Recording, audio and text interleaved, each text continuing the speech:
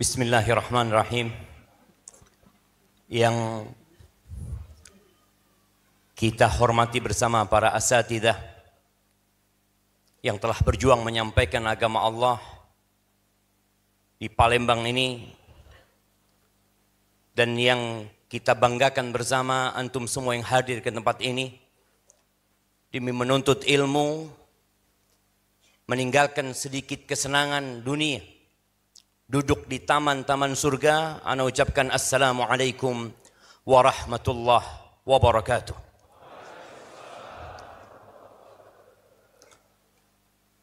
Alhamdulillah alladzi bi ni'matihi tatimmus shalihat. Segala puji bagi Allah Jalla Jalaluh, yang karena nikmatnya kebaikan-kebaikan menjadi sempurna. Jangan tinggalkan bersyukur kepada Allah. Jangan tinggalkan doa yang diajarkan Nabi alaihi salatu wassalam kepada salah satu ulamanya sahabat, Mu'ad bin Jabal, yang beliau mengatakan kepada Mu'ad, la tada'anna fi duburi kulli salah. Jangan kau tinggalkan di penghujung setiap salat untuk berdoa mengatakan, Allahumma a'inni ala dzikrika wa syukrika wa husni ibadatik. Ya Allah, bantulah hamba untuk senantiasa mengingatmu, bersyukur kepadamu, dan beribadah yang baik untukmu. Kalau bukan karena pertolongan Allah, kita tidak akan mampu untuk hadir ke tempat ini. Tanpa pertolongan Allah tidak ada kebaikan yang dapat kita lakukan. Tanpa bantuan Allah tidak ada satupun di antara kita yang jadi orang baik. Walaula fadlullahi alaikum wa rahmatuhu ma zaka minkum min ahadin abada. Selama-lamanya nggak akan ada yang jadi orang baik. Maka hendaklah kita bersyukur kepada Allah atas nikmat iman, nikmat bisa hadir kajian, nikmat bisa terus melaksanakan ketaatan.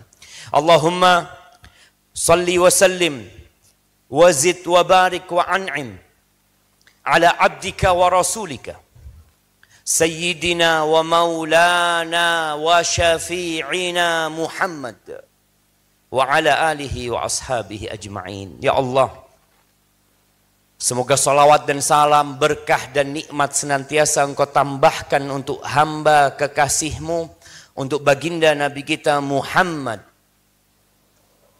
alaihi salatu wassalam. Untuk manusia terindah yang pernah menginjakkan kakinya di muka bumi.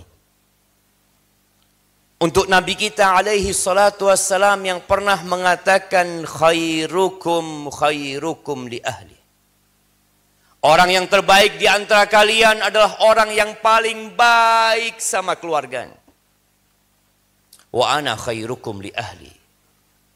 Dan aku adalah orang yang terbaik untuk keluargaku.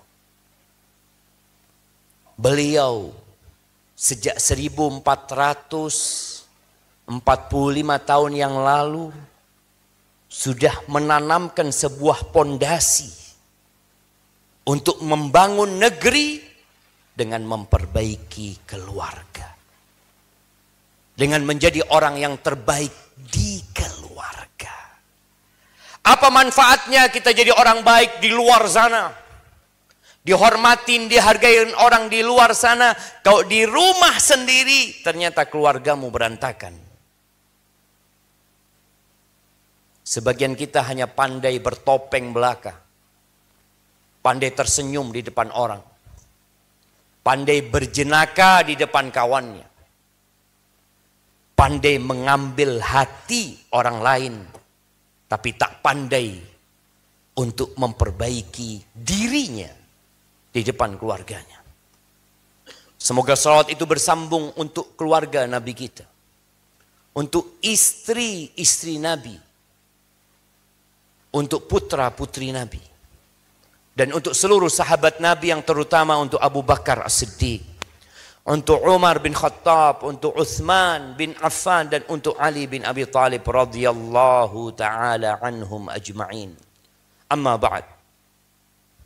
Ahibati fillah, ana malu sebenarnya untuk duduk di tempat ini. Kalau antum melihat yang di atas ini kebanyakan adalah al-asatidah al-fudhala. Ustadz-ustadz, para pendakwah yang mereka telah berjuang menyampaikan agama Allah di tempat ini sehingga hari ini antum pun bisa hadir di sini. Semoga para ustadz kita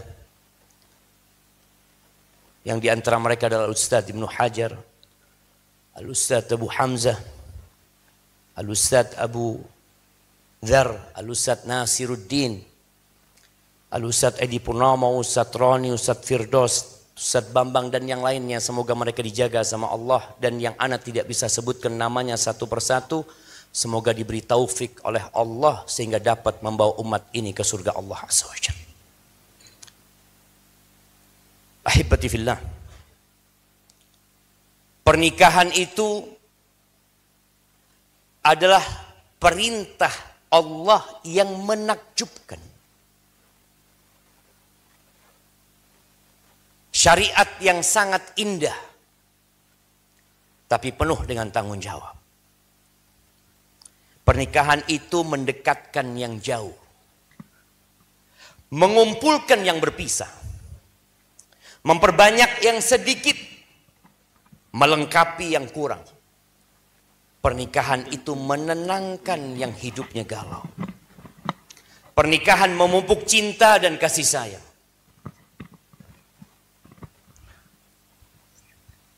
Bismillah.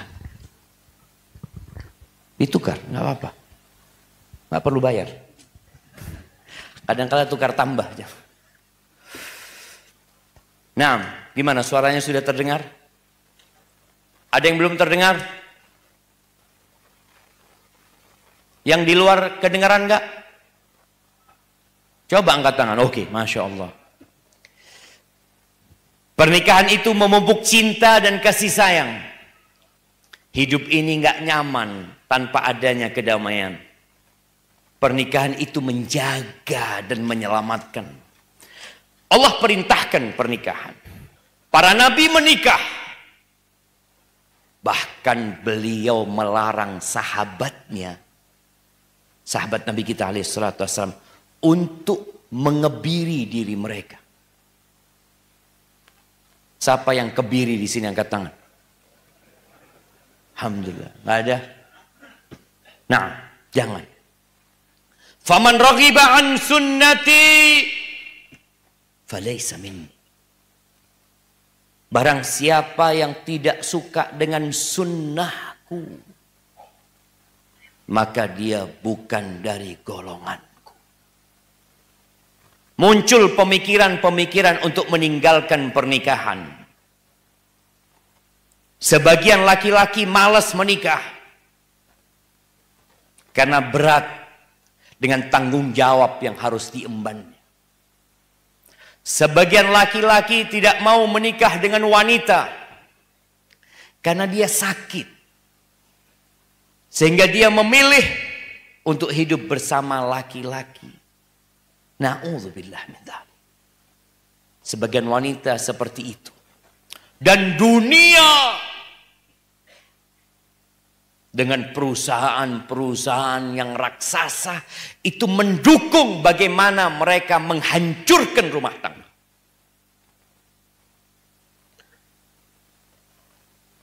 Allah menciptakan Nabi Adam bersama siapa? Hawa.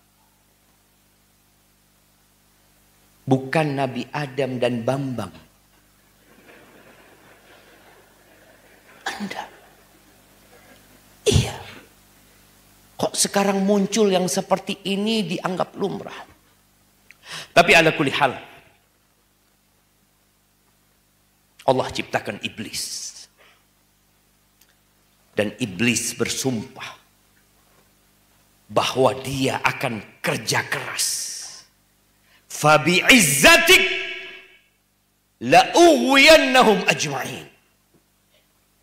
Dia bersumpah, dengan kehormatanmu ya Allah, aku benar-benar akan menyesatkan mereka. Ya, dia bersumpah akan berusaha.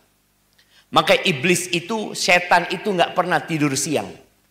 Siapa yang pernah kelihatan setan tidur siang? Nggak ada. Inna syaitan la yaqil.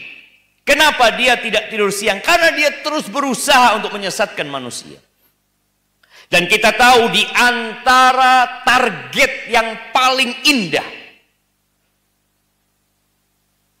yang dicari sama iblis adalah membuat rumah tangga berantakan. Maka bagaimana iblis yang meletakkan singgasananya di lautan, kemudian dia mengirim bala tentaranya untuk menyesatkan manusia. Mereka datang memberikan laporan, maziltu bi fulan, aku godain fulan sampai seperti ini, sampai seperti ini. Kata iblis, ma fa'alta syai'. Apa sih yang kau kerjakan itu?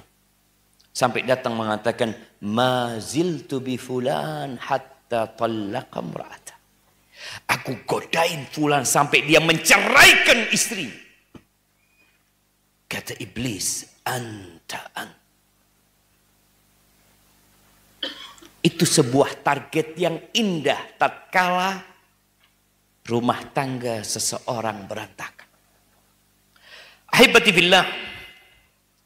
Ya, kalau kita bicara nikah itu memiliki banyak hikmah. Tapi sebagian kita tidak merasakan hikmah tersebut. Ada masalah. Dekat tapi jauh. Satu rumah tapi jauh. Kadangkala ayahnya ada di rumah, tapi anaknya tidak merasakan keberadaan ayah. Sang ibu ada di rumah, tapi ibu pun seperti tidak ada di rumah. Ibu hidup di dunia lain. Nabi SAW pernah menyebutkan akan adanya fitnah yang memasuki setiap rumah. Bayangkan. Fitnah itu dulu di luar. Kalau engkau di dalam rumah aman, gak kena fitnah. Kita gak ingin ngelihat perempuan terjaga, ya udah di rumah aja. Kita nggak ingin mendengar hal-hal yang kurang berguna, ya udah di rumah aja. Sekarang fitnah itu masuk ke dalam rumah. Engkau kunci pintu rumahmu. Engkau double kuncinya. Gerbang pun digembok. Fitnah itu masuk. Ada di rumah. Memisahkan yang bersama. Makanya kumpul tapi berpisah. Bersatu tapi dengan kebencian. Bersama dengan saling tuduh dan suudzon. Dua nahkoda dalam satu bahtera. Kira-kira apa yang terjadi dengan bahtera tersebut? Ahibati fillah, anak-anak kehilangan arah. Dia nggak tahu mau kemana.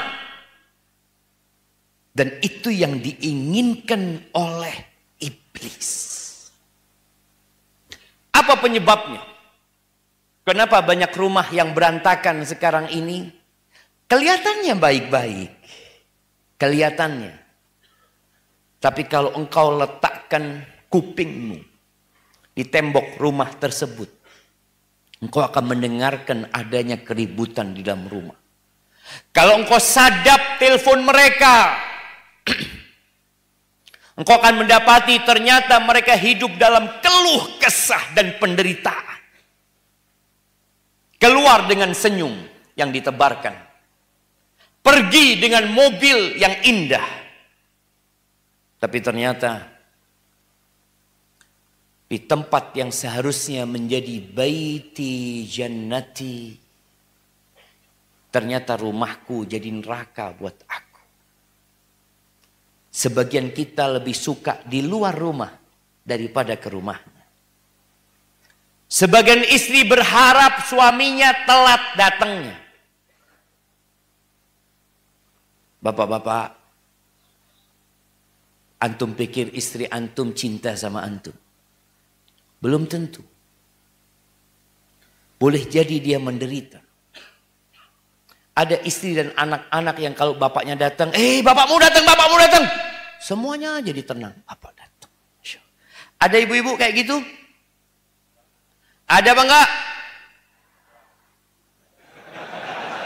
Ada gitu. Nah, kita kadang-kadang nggak mau introspeksi, merasa sudah suami yang baik, merasa bapak yang mulia. Wallahi jemaah, ana kemarin di Lubuk Linggau, ana menangis di kamar itu. Ingat sama anak-anak ya, ingat sama keluarga di rumah.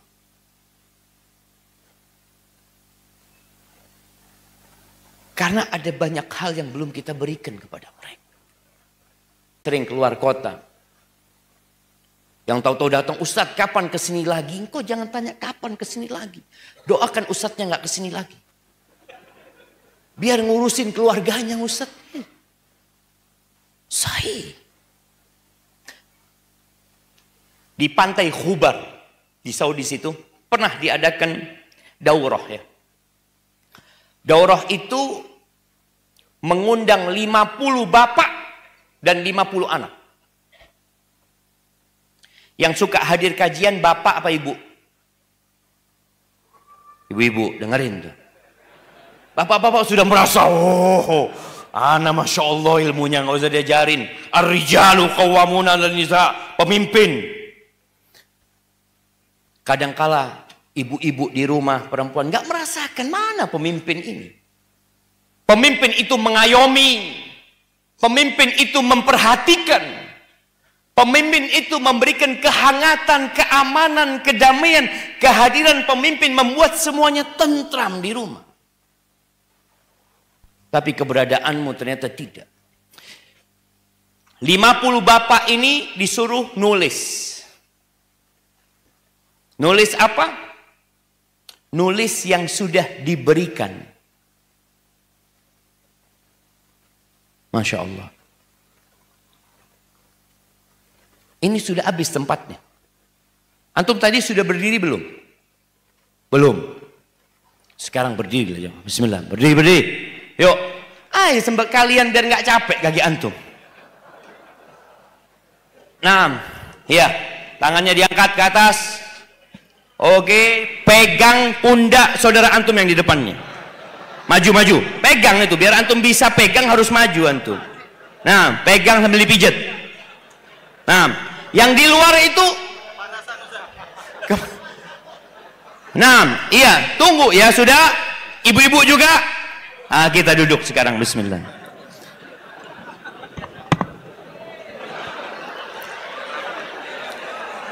Masya Allah.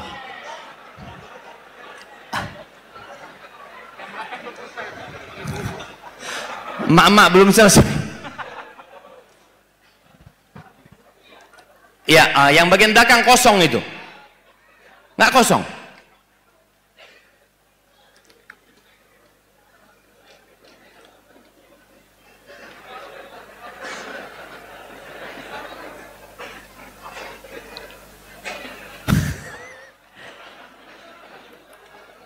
Ya, silakan yang belakang tuh kosong tuh, ya, masuk. Jangan duduk di jalan yang udah dikasih jalan, maju sampai yang kosong, sebelah kanan tuh kosong. Terus lurus. Lurus. Nah, oh ini ada tempatnya, ada tempat nih, naik ke atas ya. Masya Allah, bisa naik ke atas. Maju lagi antum cuma ke depan. Masih ada tempat ini. Nah, bismillah. Maju lagi.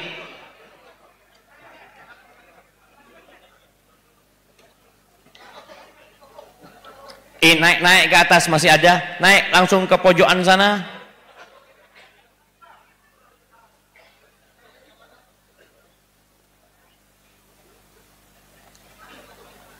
Kita siap berkeringat jamaah. Nah, ini atas masih kosong nih, di atas masih kosong, di atas masih kosong ya. Ya, maju. Masih kosong di atas. Masya Allah. Kok bisa pakai kayu gitu? Iya, yang di luar bismillah duduk, duduk sudah. Nanti kalau ada tempat lagi, nah itu masih ada tempat, suruh maju. Nah, ya bismillah. Jangan rebutan ya, kita nggak mau berantem di sini. Ya, maju ke depan tuh. Maju ke depan.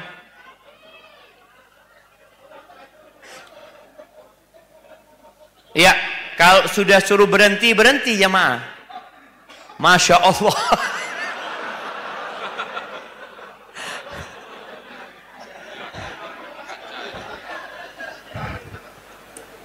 Nah, yang udah dapat tempat duduk, duduk ya. Duduk, bismillah. Ya.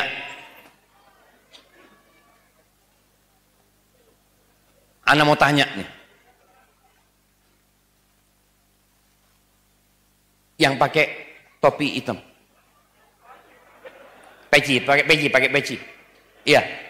Antum kenal nggak sama ini kanan antum? Ya Allah. Saudara antum kenalan dulu sama dia.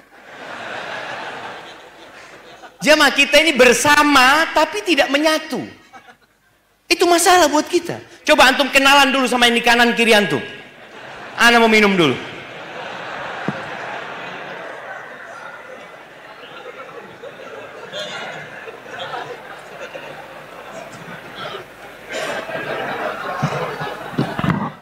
Nah, udah kenal semua?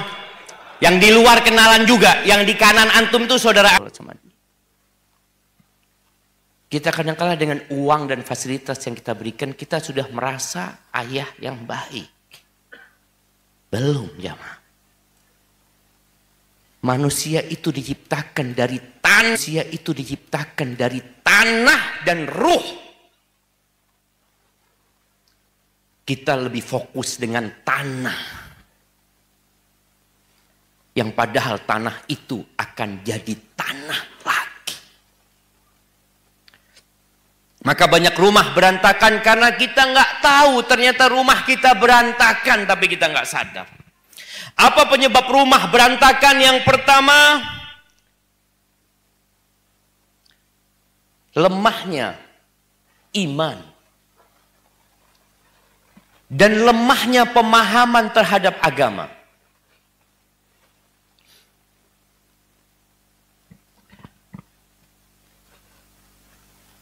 Di negeri kita, belajar agama itu berapa banyak? Di SD 2 jam. Iya, SD yang umum. 2 jam dalam sepekan. SMP mungkin sama.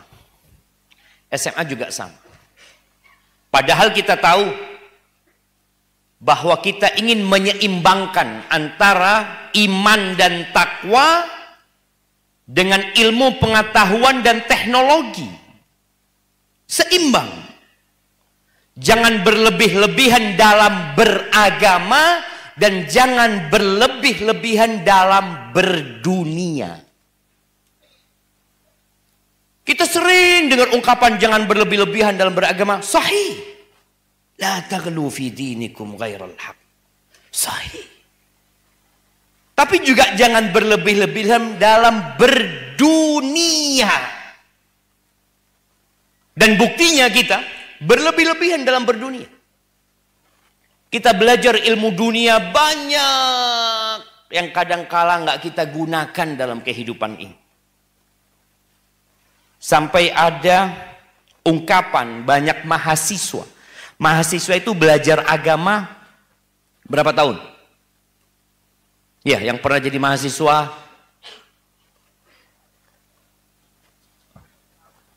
Ya, 4 tahun belajar agamanya. Belajar agamanya berapa semester? 1 semester berapa SKS? 2. Setelah itu ketemu agama lagi? Nggak ketemu. Nggak ketemu sama agama. Engkau lanjut S2 nggak ketemu sama agama. Lanjut S3 nggak ketemu sama agama. Kayak kita harus seimbang. Nah, manusia itu punya ruh dan punya badan. Seimbangkan. Tapi kata Allah Azza wa Jal, bal tu'thirunal hayatad dunya. Akan tetapi kalian lebih mementingkan kehidupan dunia. Mana seimbang? Baik, itu yang terjadi. Wal akhiratu khairu wa abqa. Akhirat itu lebih kekal dan lebih baik. Kita jangan menyalahkan yang kita tidak bisa memperbaiki. Ketika antum tidak dapat pendidikan agama yang cukup di sekolahan, ada rumah Allah. Ada kajian-kajian yang antum hadiri. Antum bekerja dari pagi sampai sore, sempatkan diri ba'dal maghrib ikut kajian. Di masjid-masjid yang ada, tambah ilmumu supaya engkau lebih kenal bahwa dunia yang diperebutkan oleh 8 miliar manusia. Sekarang dunia ini diperebutkan oleh 8 miliar manusia. Itu kata Nabi SAW, la ta'dilu indallah janaha ba'udha. Yang diperebutkan 8 miliar manusia ini tidak sebanding dengan satu sayap nyamuk. Tapi kita nggak paham. Maka tadi kenapa banyak rumah tangga berantakan? Karena semuanya sibuk cari dunia. Cari agama engkau. Sebagian orang berpikir agama itu hadir kapan? Ketika lahir. Akikoh. Ngundang ustadz. Ya Allah. Masya Allah. Hadir agama yang kedua kapan? Ketika nikah. Hadir tuh. Masya Allah ya. KUA apa, qabiltu nikah, selesai. Yang terakhir agama itu hadir kapan? Ketika mati. Di antara kelahiran sampai pernikahan, di antara pernikahan sampai kematian, kadangkala agama itu nggak hadir. Kapan ngaji? Kalau ada waktu. Kapan belajar agama? Ya kalau ada kesempatan. Waktu dan kesempatan itu kita yang bikin. Antum yang menentukan. Maka tolong perhatikan. Berantakan itu karena kita meninggalkan agama. Kata Allah Azza wa Jal di surat Thaha ayat 127 sampai 127. Nanti dibaca ayat ini. Antum catat, nanti pulang, antum baca, antum renungkan. Ini kisah ketika Nabi Adam bersama Hawa diturunkan dari surga. Dan kita harus ingat, kita ini pendatang. Kita ini pengungsi. Dan kita berada di tempat pengasingan. Yang kata Nabi SAW, ad-dunya sijnul mu'min. Dunia ini penjara. Penjara besar sekali. Yang pagernya nggak kelihatan. Buat orang yang beriman. Jadi anak ketika lahir, langsung masuk penjara. Tapi sebagian kita nggak paham kalau antum di penjara. Orang yang di penjara cita-citanya apa? Keluar dari penjara. Cita-citanya apa? Orang yang berada di perantauan, anak mau kembali ke tempat asal anak. Engkau dari mana? Dari surga. Iya, kita dari surga. Allah mengatakan, fa imma ya'tiyannakum minni huda. Faman ittaba'a hudaya fala yadhillu wa la yashqa. Apabila datang kepada kalian petunjukku, berarti ketika diturunkan akan diturunkan petunjuk. Faman ittaba'a hudaya, barang siapa yang mengikuti petunjukku, fala yadhillu wa la yashqa. maka dia tidak akan tersesat dan tidak akan melarat. Tidak akan sengsara hidupnya. Tidak akan menderita hidupnya. Dan iblis tahu bahwasanya benteng terakhir umat Islam itu keluarga. Makanya sejak awal tadi Anda sampaikan, yang diinginkan iblis perceraian. Yang diinginkan iblis rumah tangga berantakan. Anaknya kemana, ibunya kemana, bapaknya kemana, itu yang diinginkan. Maka Allah menyebutkan akan datang petunjuk. Yang mengikuti petunjukku, ini dalam semua kehidupan, tapi kita bicara kehidupan keluarga.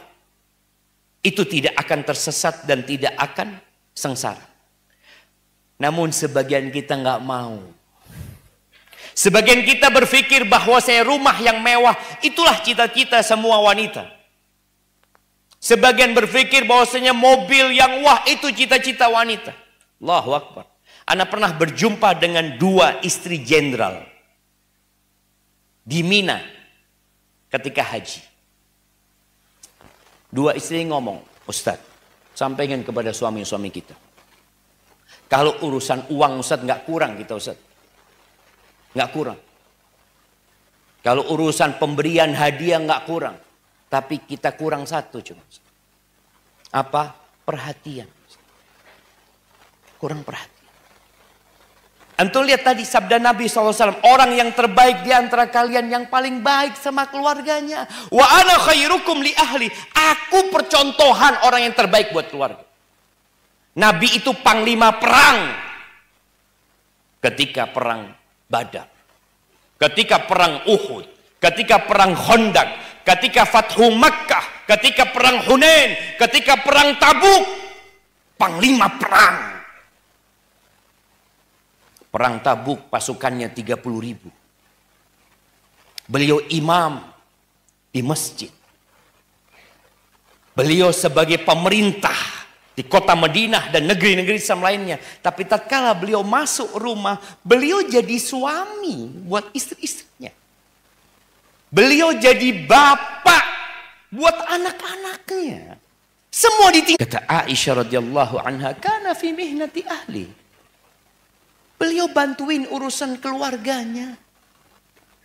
Bantuin urusan keluarganya. Sallallahu alaihi wasallam. Kadangkala istri ana yang ledekin ana. Ya ana tahulah. Kita banyak kekurangan. Dia kadangkala manggil ana, Ustadz. Insya Allah ini ada. Tuh. Kalau panggil Ustadz ini berarti ada masalah. Iya. Ada masalah sudah.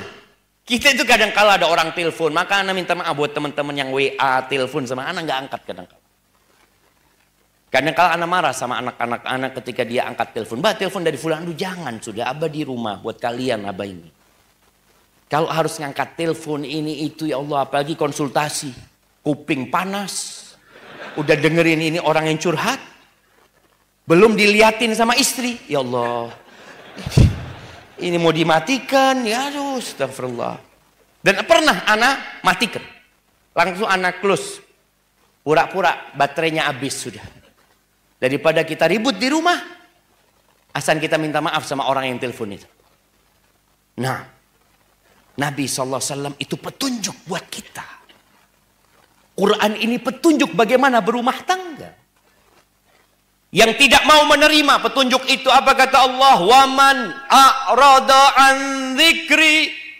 Barang siapa yang berpaling dari peringatanku, dari Al-Quran yang Allah turunkan, dari sunnah-sunnah yang Nabi jelaskan, apa yang akan terjadi? Berantakan rumah tangga, sengsara hidupnya walau bergelimang harta. Fa inna lahu ma'isyatan dhanka wa nahsyuruhu yaumal qiyamati a'ma. Di dunia hidupnya penuh dengan kesengsaraan, dengan penderitaan sempit dunia yang luas ini.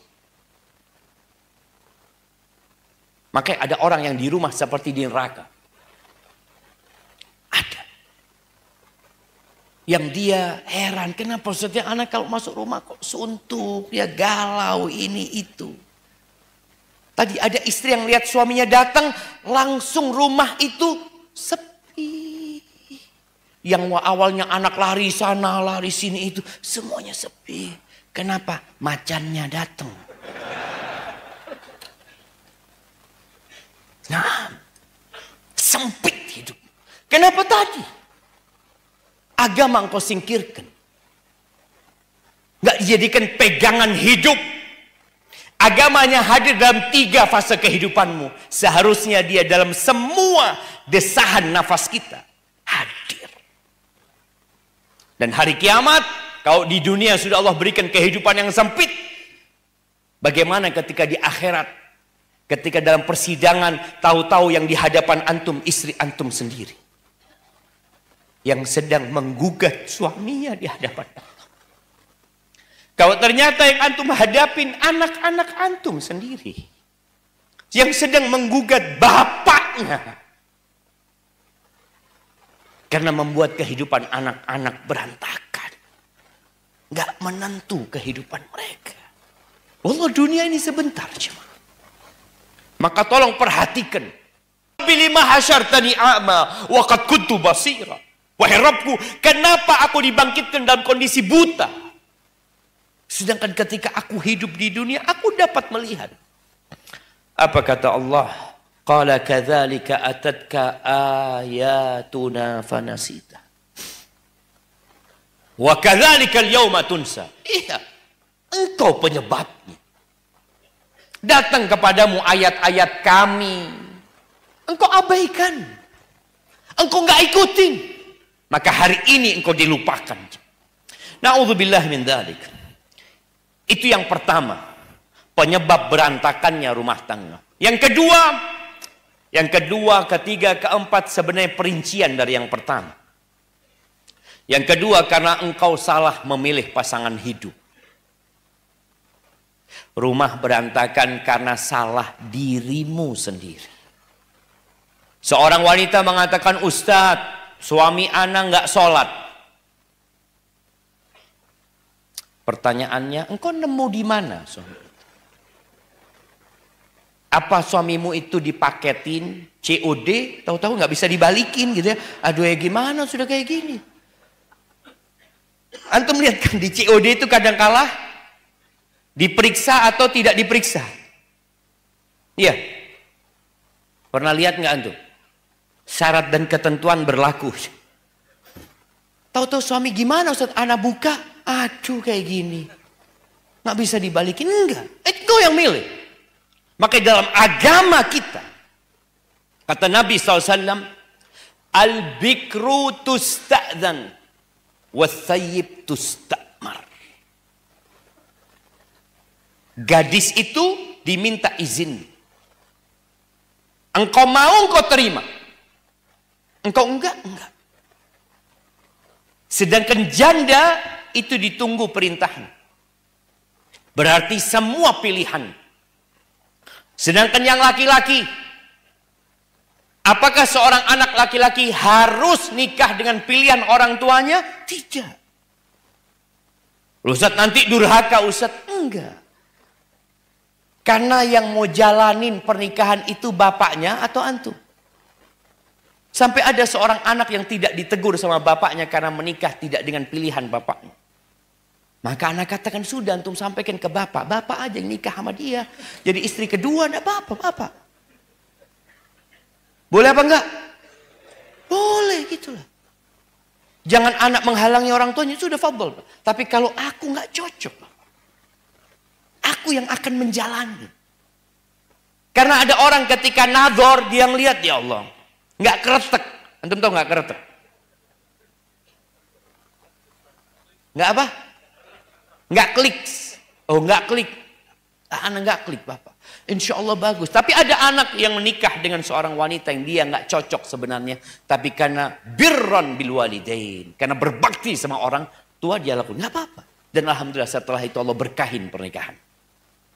Maka di sini jemaah, jangan salah pilih. Anak nggak akan membahas tentang kriteria memilih.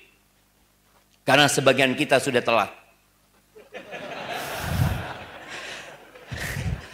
Ya udah nanti kajian khusus Ustaz bikin kajian kriteria memilih ya. Di sini ada biro jodoh nggak Ustaz? Belum ada. Sudah ada. Masya Allah, alhamdulillah. Ya paling nggak membantu lah jamaah. Tapi kalau biro jodoh antum jangan percaya sama CV ya.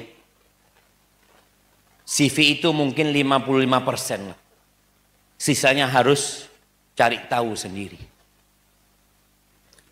Yang ketiga, tidak adanya keharmonisan dalam rumah tangga. Ya, nggak ada cinta, nggak ada kasih sayang. Sebenarnya nikah itu nggak harus ada cinta, nggak harus. Tapi harmonis. Bicara harmonis ini, sabar dengan kekurangan pasangannya. Allah Azza wa Jalla mengatakan wa ashiruhunna bil ma'ruf. Pergaulilah istri-istri kalian dengan cara yang patut, yang ma'ruf. Berikan haknya, jangan nuntut kewajiban mereka. Sabar. Itu menjadi pondasi utama dalam berumah tangga. Ali bin Abi Thalib mengatakan manzilatus sabri minal iman kamanzilatir ra'si minal jasad. Sabar itu dalam keimanan itu seperti kepala dalam jasad. Kalau putus kepalanya nggak ada badannya sudah. Ketika seorang beriman gak sabar dalam berumah tangga, udah yang ada kebencian ini itu. Allah mengatakan wa ashiruhunna bil ma'ruf. Gimana Ustaz? Ana gak cinta sama dia Ustaz. Dulu ana cinta. Tapi setelah tahu ana sama ngoroknya, hilang cinta. Ada jemaah. Seorang suami istri ini, Masya Allah, suaminya ini kalau tidur itu kayak blowernya AC.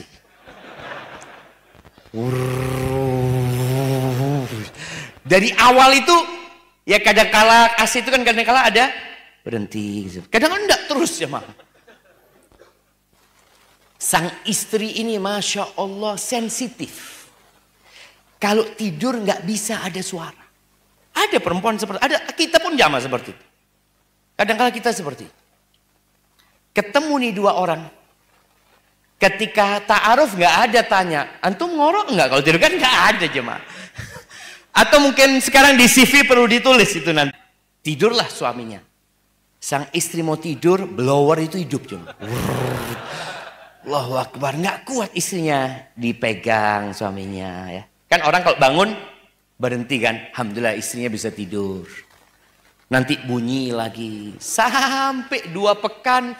Suaminya nggak sabar, anti tolik. Sudah, aku ceraikan engkau sudah. 2 pekan. Kenapa? Tadi tidak adanya kesabaran. Harmonis itu dengan sabar. Yang kau nggak suka, kata Allah, fa in karihtumuhunna, kalau engkau benci sama mereka, ceraikan dia. La, hadhi wasiyah min Rabbil alamin. Fa in karihtumuhunna fa asa an takrahu syai'an wa yaj'alallahu fihi khairan katsir. Boleh jadi di sesuatu yang engkau benci Allah jadikan kebaikan yang banyak sekali. Mungkin nih orang nih perempuan kalau sabar sama suaminya, lama kelamaan biasa sama ngoroknya suami. Bahkan kalau nggak ada suami dia nggak bisa tidur. Ada manusia yang seperti itu. Ketika nggak ada suaminya, dia setel radio, tapi yang nggak ada sinyalnya tuh jemaah. Ya Allah, alhamdulillah, dia kangen. Kenapa? Iya, dia rindu. Dia udah kebiasaan, dan antum lihat kebiasaan. Anak pernah tidur di rumah yang belakangnya itu rel kereta api. Setiap anak merem pas lewat, bangun. Anak lihat yang punya rumah, nggak ada bangun-bangun dia. Ya udah terbiasa. Bahkan mungkin kalau dia tidur di tempat yang nggak ada kereta api, dia nggak bisa tidur. Ya Allah, mana suara kereta api itu? Jadi hanya butuh pembiasaan. Ada suami yang Masya Allah yang tidak peduli dengan bau badannya. Nah, kadangkala kita sholat jamaah, tahu-tahu di sebelah kita ada kawan yang, ya Allah, aromanya kok gini ya. Jadi nggak khusyuk sholat. Bayangan anak, istrinya kok bisa mau sama dia. Ternyata aroma itu buat istri. Oh, kayak Al-Fuzahroh, kayak 1000 bunga. Karena udah biasa jemaah.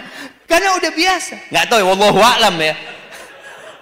Apa istrinya yang sabar ya? Kan ya udah Ustaz, mau gimana Ustaz? Ana belikan deodoran, ana belikan tawas sama dia. Kan ya nggak pakai. Apa? Tawas kan? Nah, tapi tadi ketika orang ini sabar, jadi indah. Wallah yang pahit jadi manis. Bagaimana orang tua, bagaimana seorang ibu menanamkan kecintaan di diri anaknya kepada bapaknya. Yang tadi Anda ceritakan, ada bapak-bapak yang kalau ke rumah jadi tenang. Buat para ummahat jangan kau lakukan itu. Apa yang harus dilakukan seorang ibu?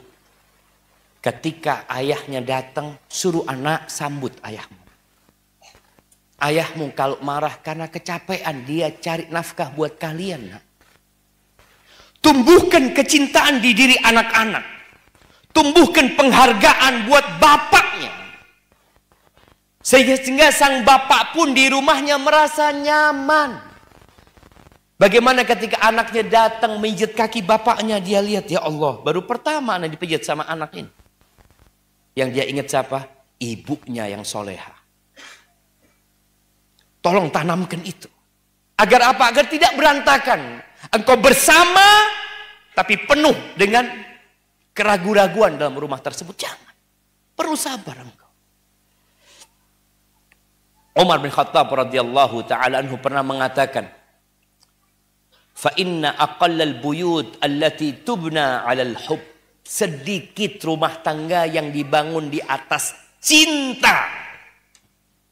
Sedikit. Terus kenapa kita melihat banyak rumah tangga yang masih bertahan? Tadi sebab yang pertama. Walakinnan nas yata'amaluna bil islami wal ihsan. Rumah tangga bertahan karena mereka beragama. Karena mereka diperintahkan berbuat baik. Kepada binatang muslim itu diperintahkan berbuat baik. Kepada binatang. Fi kulli kabidin radbatin ajr. Kita tahu bagaimana cerita seorang pelacur yang memberikan minum kepada seekor anjing. Allah ampuni dosanya, Allah masukkan ke surga. Jadi bertahannya rumah tangga ini tadi karena dia beragama. Aku diperintahkan untuk berbuat baik. Ya mau gimana lagi? Sudah. Maka insya Allah ketika antum tahu dengan hal ini, nggak jadi berantakan rumah tangga. Antum pikir rumah tangga semua orang ini baik-baik saja. Yang hadir di sini ini. Apalagi yang show pertama ini. Kadang-kadang datang show pertama, ya Allah Zat. Ana memang kepingin datang awal supaya nggak ketemu istri. Kadang-kadang capek.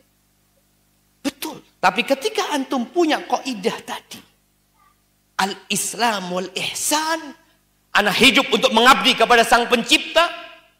Maka di sini yang keempat, sebagian orang itu buruk cara bergaul sama istrinya. Istri buruk sama suaminya. Iya, ada wanita-wanita yang masuk neraka gara-gara tidak menghargai suami. Kalau sudah penghargaan dan penghormatan tidak ada di dalam rumah dari seorang istri kepada suami, maka dia akan mengajarkan rumah tangga yang berantakan kepada anaknya. Jadi kita ngelihat, antum coba renungkan, ada keluarga-keluarga yang dominan di rumah itu ibunya. Biasanya anak-anak perempuannya nanti kalau menikah berkeluarga juga akan mengatur suaminya. Itu terjadi. Padahal dalam agama nggak seperti itu. Ar-rijalu qawwamuna 'alan nisa. Ya suamimu tidak sempurna. Nah, kita ini laki-laki nggak sempurna. Cuma kita diperintahkan untuk melihat kepada kelebihan. Dan antum para laki-laki, istri antum nggak sempurna. Istri tetangga juga nggak sempurna. Cuma kalau istri tangga keluar, antum melihat Allahu Akbar. Rumput tetangga lebih hijau dari rumput sendiri. Padahal rumput tetangga sudah diganti plastik. Rumput sintesis sudah. Maka hijau terus dia. Maka tadi tatkala kita lupa bahwa istri kita punya kekurangan, tapi kita tahu dengan hak dia, walahunna mithlul ladzi 'alaihinna bil ma'ruf walirrijali 'alaihinna darajah. Perempuan-perempuan punya hak yang sepadan dengan kewajiban mereka. Laki-laki punya kelebihan. Maka di sini tolong para wanita, kalau engkau ingin rumah tanggamu nggak berantakan, muliakan suamimu, hargai suamimu. Lelah dia, capek dia, kadangkala dia bawa duit, ya Allah. Ada seorang yang ngasih nafkah sama istrinya harian. 20.000.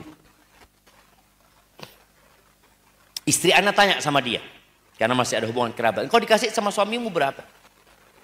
Alhamdulillah 20.000 sehari. Cukup. Alhamdulillah cukup.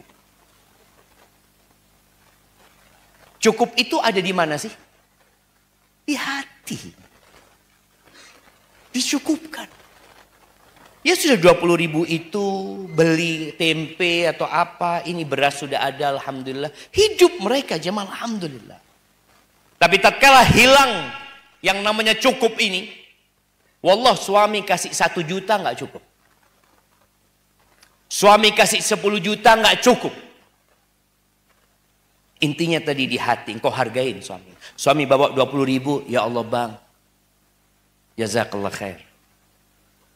Ana pernah baca sebuah tulisan Hasan Al-Basri. Ketika dia beli sesuatu di toko ini ya. Orang itu ketika jual selalu wallahi, wallahi ini barangnya bagus, wallahi. Terus dia seperti itu. Akhirnya nggak beli dari dia. Setahun kemudian ketemu lagi sama orang itu. Dia nggak sumpah-sumpah lagi kayak dulu. Dapat hidayah rupanya orang ini. Udah ngaji mungkin dia kalau sekarang kan. Ditanya, engkau yang tahun lalu? Iya kata dia. Kok berubah kalau sekarang? Iya. Dulu aku punya istri itu. Kalau aku dapat sedikit marah-marah, aku dapat banyak juga marah-marah, ya akhirnya aku jualan pun dengan segala cara. Sekarang aku ganti istri, sudah Alhamdulillah. Betul. Istri aku sekarang kalau aku mau keluar rumah dikasih tahu engkau, kalau dapatmu sedikit kita banyakin, insya Allah mudah-mudahan berkah jadinya. Jangan masukkan yang haram ke rumah tangga kita. Subhanallah jamaah. Disinilah ketika seorang istri itu dapat mengkondisikan rumahnya, insya Allah aman. Dan suami harus bertakwa kepada Allah Azza wa Jalla. Maka hargain, hormatin suami. Kehilangan penghormatan dan penghargaan buat suami, hilang nilai suami. Kemudian yang kelima, ya, adanya bapak yang tidak perhatian dengan kondisi keluarganya. Rasul sallallahu alaihi wasallam mengatakan kullukum ra'in wa kullukum mas'ulun an ra'iyati. Wal abu aw war rajulu ra'in fi baitihi. Wa huwa mas'ulun an ra'iyati. Suami tanggung jawab di rumahnya, di keluarganya, dan dia akan ditanya. Ditanya. Maka tadi Anda sampaikan, jangan sampai kita hari kiamat ternyata dalam persidangan anak kita yang nuntut kita sendiri. Ya Allah nak, ya Allah nak. Maka Allah katakan, yauma yafirrul mar'u min akhi wa ummihi wa abi wa sahibatihi wa bani likulli imri'in minhum yauma idin sya'nu yughni. Banyak penafsiran para ulama. Salah satunya mereka lari dari bapaknya, dari saudaranya, dari anaknya, dari istrinya karena takut dituntut sama mereka. Tapi engkau akan ketemu sama mereka. Maka seorang ayah tolong perhatikan. Perhatikan istrinya, sholatnya, ibadahnya, ngajinya. Duduklah engkau sekali-kali sama istrimu, tadarus. Baca Quran bareng. Ba'dal maghrib, ngomong istrinya, istriku, sini. Yuk baca Quran. Engkau yang baca, aku yang baca artinya. Karena aku nggak bisa ngaji. Nggak apa-apa. Nggak apa-apa jemaah. Tapi ada keinginan untuk memberikan perhatian. Jadi sang suami istrinya baca salah, dia juga nggak tahu. Yang penting dia baca artinya. Ada kerjasama menumbuhkan cinta dan kasih sayang dan menurunkan berkah dan rahmat dari Allah Azza wa Jalla. Itu lakukan sama anak-anak juga seperti itu. Bagaimana ketika anak-anak tidur, engkau masuk ke kamar anak-anakmu. Nih bapak, engkau cium anakmu. Kalau engkau cium satu, yang lainnya dicium. Kadangkala anak itu cium anak-anak, ya yang nomor 6. Ya dia umur 5 lah. Anak cium dia. Anak lihat kakaknya ngelihat. Anak langsung berdiri nyium kakak. Kenapa? Agar dia tidak benci sama adiknya. Sebagian kakak itu iri sama adiknya karena kita. Bahkan ada sebagian anak itu nggak ingin punya adik karena kita. Maka tolong engkau perhatikan dan perlu belajar bagaimana berumah tangga, bagaimana ketika punya anak. Tadi ketika engkau anak-anak mau tidur ya, engkau datengin dia di kamarnya kalau dia mau tidur. Atau engkau tanyain dia umpamanya sudah ini, sudah itu. Anak itu senang ditanya sama bapaknya. Karena pertanyaan itu menunjukkan kepada perhatian. Anak punya anak di pondok. Salah satunya. Dia kadang-kala telepon.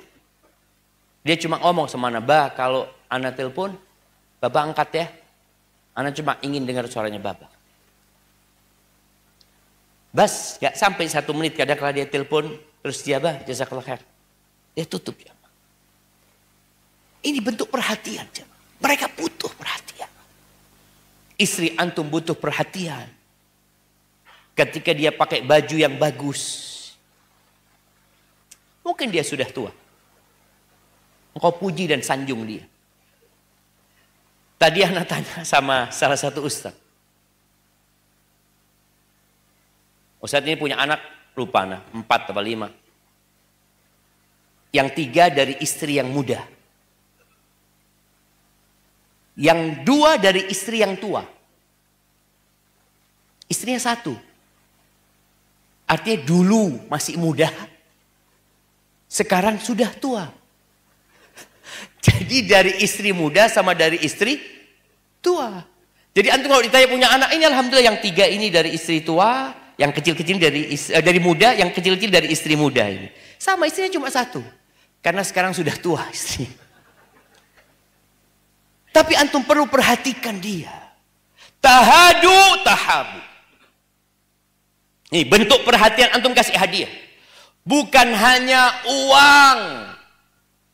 Antum belikan sesuatu. Dan sekarang ini Masya Allah jamaah. Antum mau kasih hadiah itu bisa online sekarang. Bisa apa ini itu. Berikan hadiah. Nggak harus yang mahal. Tapi menunjukkan antum perhatian.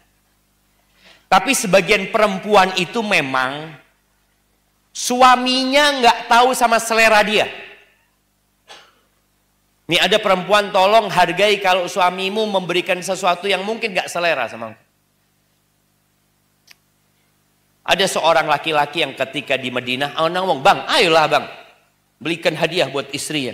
Aduh, enggak Ustaz, males Ustaz. Loh kenapa bang?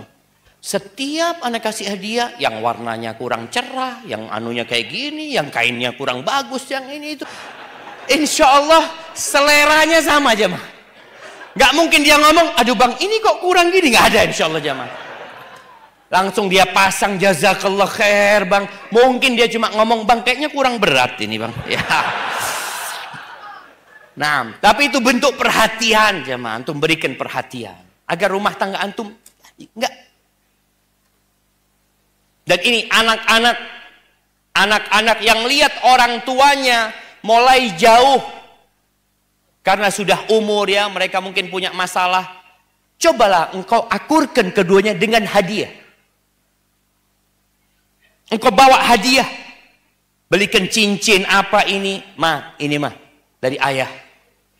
Bener ayahmu kirim, ya Allah mah. Ayah itu kalau di sana mikirkan mama terus. Padahal ayahnya sudah pusing ngurusin emaknya.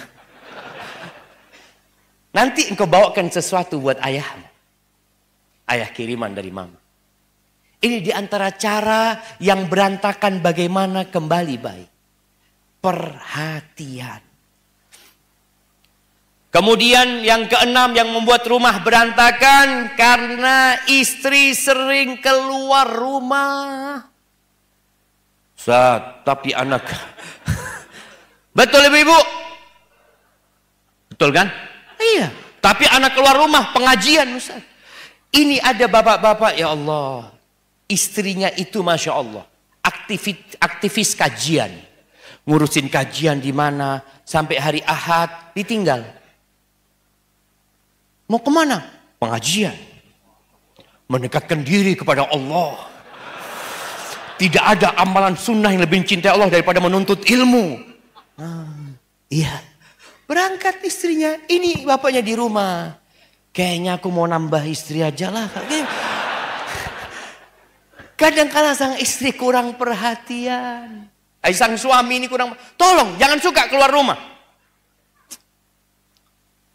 Rasul Allah Azza wa Jalla mengatakan waqarna fi buyutikunna. Tinggallah kalian di rumah-rumah kalian.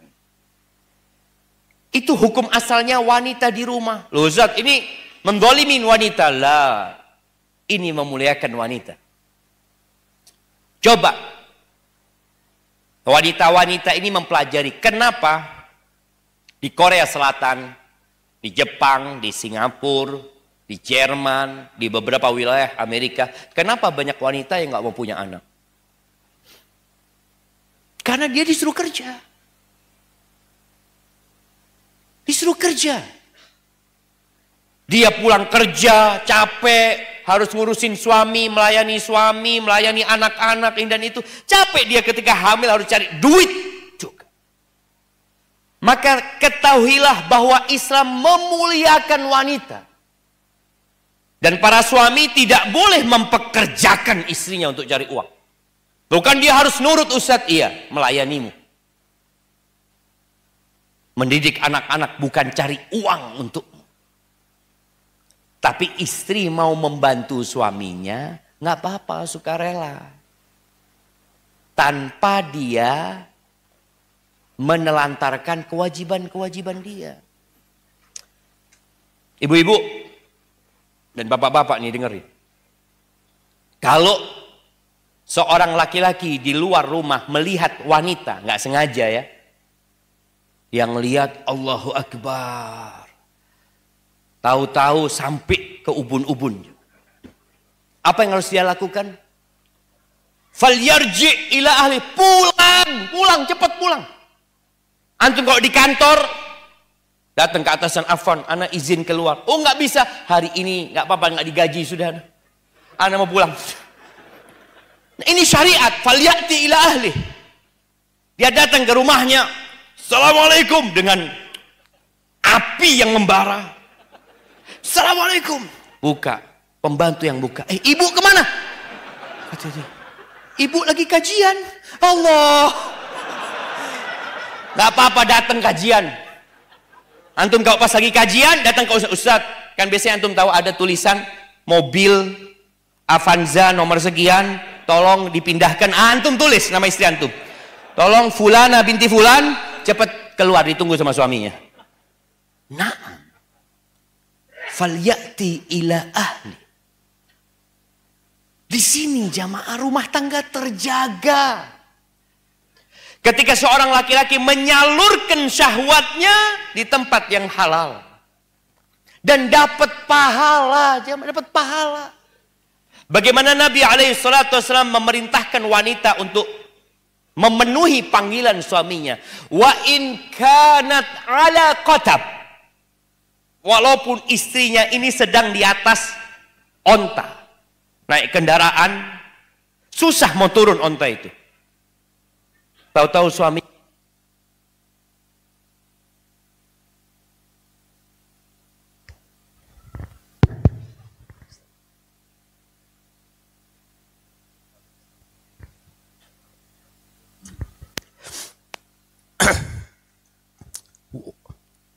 kalau sang suami manggil istrinya, dia di atas kendaraan ya, wa in kanat alat tanur, walaupun di atas tungku ya.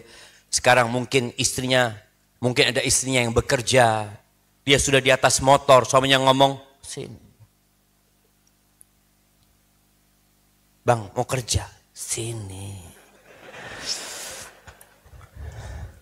Ya udah tinggal motornya. Bang, nanti anak di SP, nggak apa-apa, SP1, SP2, yang penting kita nggak masuk neraka. Bismillah sini. Nah, artinya ini sesuatu yang menyebabkan rumah tangga terjaga. Istri selalu siap. Suaminya datang, dia ada di rumah. Dan tolong, engkau cantik di rumah. Anak ini sedang kampanye aja, Mas. Kalau anak kajian kemana kampanye, bagaimana sekarang ada salon untuk istri. Jadi salon yang datang ke rumah-rumah untuk mempercantik istri. Karena biasanya kan perempuan berangkat ke salon kalau ada pernikahan, ada acara apa, wisuda atau apa macam-macam. Diganti sekarang. Bagaimana dia cantik di rumahnya. Dia panggil ada sekarang make up artis atau apa, datangkan ke rumahnya. Dan subhanallah, perempuan itu jemaah, apa yang sudah tua-tua nih, itu bisa dengan make up itu lebih muda 20 tahun yang lalu. Bikin suamimu datang ketika buka pintu, tafadhol, afwan, siapa ya? Sambil nundukkan pandangan. Nggak tahu, istrimu yang dulu, Masya Allah, yang dulu. Nah, cantik kata Nabi SAW ketika ditanya tentang khairun nisa, allati idza nadarta ilaiha sarratka. Kalau engkau memandang kepada dia, ya Allah, nyenangkan hati itu istri. Dan wanita itu mampu melakukan itu. Dengan cara apa? Berhias dan bertutur kata yang lembut.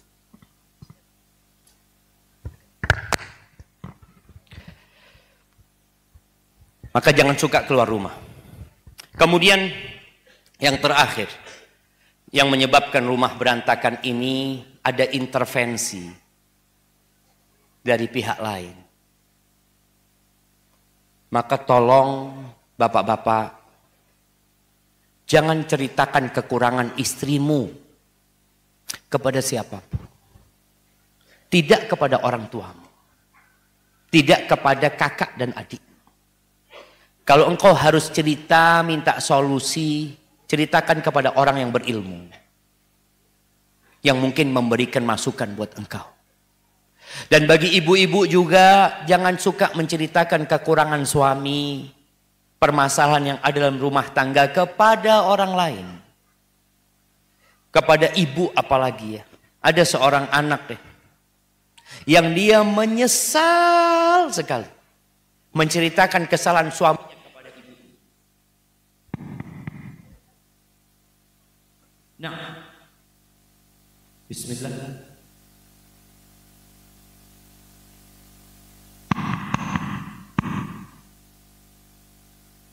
Bismillah.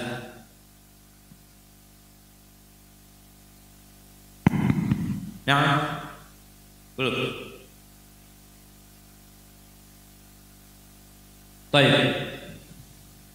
Mana bagian sound system? Apa sudah habis waktunya? Iya. Baik, jemaah. Sudah terdengar belum? Belum.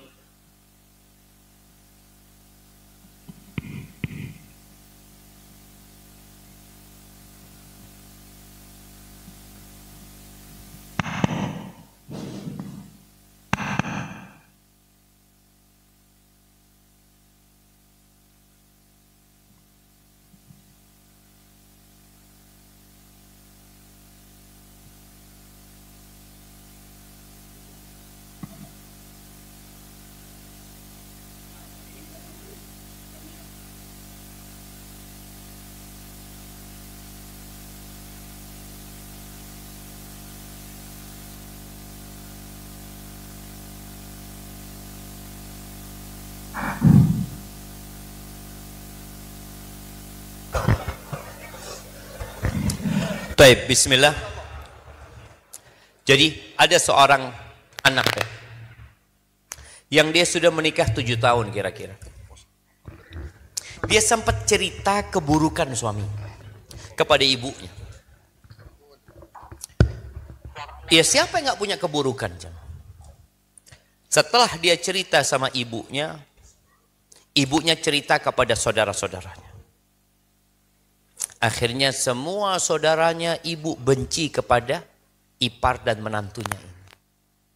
Akhirnya mereka berusaha memisahkan putri mereka dari suaminya. Padahal sang istri masih cinta sama suaminya. Cuma kadang-kala marah sesaat ya, sakit hati sesaat. Membuat dia cerita. Maka nasihat anak, jangan cerita. Kalau harus cerita, cerita kepada orang yang berilmu. Jangan cerita kepada wanita-wanita penghasut. Kadang-kadang cerita sama seorang teman perempuannya, ya Allah suamimu itu zalim memangnya. Udahlah engkau cerai aja. Masih banyak perempuan laki-laki lain. Yang awalnya dia masih cinta sama suaminya, dikomporin untuk berpisah. Hadza syaitanun min syayatinil ins. Ini setan-setan berwujud manusia. Yang seharusnya dia berusaha untuk memperbaiki, bukan memisahkan. Kalau memang sudah tidak bisa, ya lain lagi ceritanya. Maka tolong para orang tua juga, jangan suka intervensi di rumah tangga anaknya. Dan para anak jangan suka cerita tentang kekurangan dan keburukan pasangan hidupmu. Wallah kita semua punya kekurangan. Kalau istri anak cerita, kayaknya anak nggak akan duduk di tempat ini cuma. Tapi Allah menutupin kesalahan-kesalahan kita. Semoga Allah mengampuni kita kelak pada hari kiamat. Barakallahu fikum. Baik, waktu anak sudah habis, kita masuk ke sesi tanya jawab. Nah.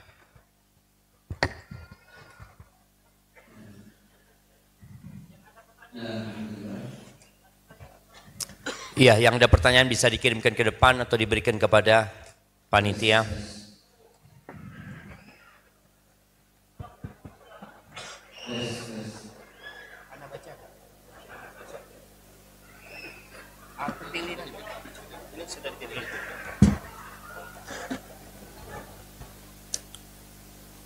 Nah, ini ada pertanyaan yang sudah masuk. Yang pertama, Assalamualaikum warahmatullahi wabarakatuh. Waalaikumsalam warahmatullahi wabarakatuh. Afwan Ustadz, bagaimanakah menghilangkan trauma bagi anak yang mengalami